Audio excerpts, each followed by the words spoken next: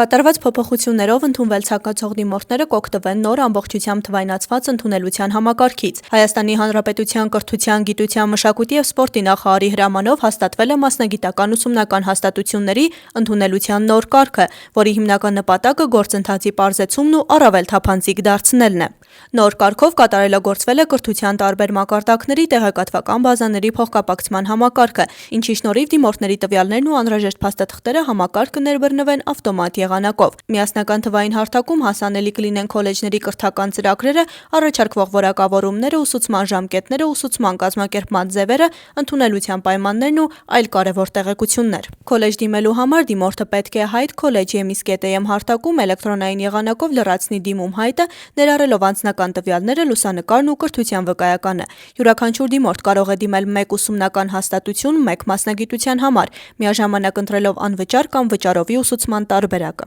Նոր կարգով ներդրվել է նաև միասնական մոտեցում մասնագիտական կրթության ոլորտում, անկախ ուսումնական հաստատության կազմակերպաիրավական ձևից, բոլոր դիմումները ներկայացվելու են նույն տեղեկատվական համակարգի միջոցով։ Սա հնարավորություն կտա դիմորդներին մեկ հարթակում ծանոթանալ տարբեր մասնագիտական ուսումնական հաստատությունների առաջարկներին, համեմատել կրթական ծրագրերն ու կատարել առավել տեղեկացված ընտրություն։ Այս տարվանից նաև պետք է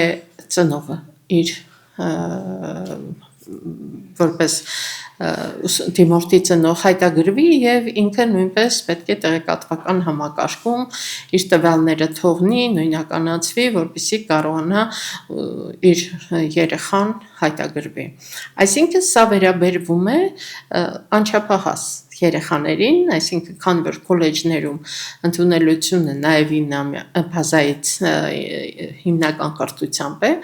այսինքն երեխաները անչափահաս են։ Ընդունելության հայտերի ընդունումը կմեկնարկի հուլիսի 10-ից, ոչ ոլորտային մասնագիտությունների համար դիմումները կընդունվեն մինչև օգոստոսի 10-ը ժամը 18:00, իսկ ոլորտային մասնագիտությունների դեպքում մինչև հուլիսի 24-ը ժամը 18:00։ Ընդունելություն իրականացվելու է առանց քննությունների, բացառություն են կազմում մշակույթի, սպորտի, բժշկության ոլորտների, ինչպես նաև լիազոր մարմնի սահմանած որոշ այլ մասնագիտությունները, որոնց համար կգործեն հատուկ ընդունելության պայմաններ։ Մենք պատրաստ ենք, քոլեջները պատրաստ են համապատասխան խորհրդատվություն տրամադրել։ Մենք արդեն իսկ պոտենցիալ դիմորդների, ծնողներին արդեն հայտարարություններ ենք անում, որ տալու ենք համապատասխան խորհրդատվություն, մարդիկ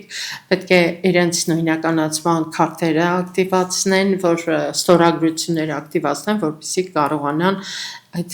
ձևաչափով տեղեկատվական համակարգում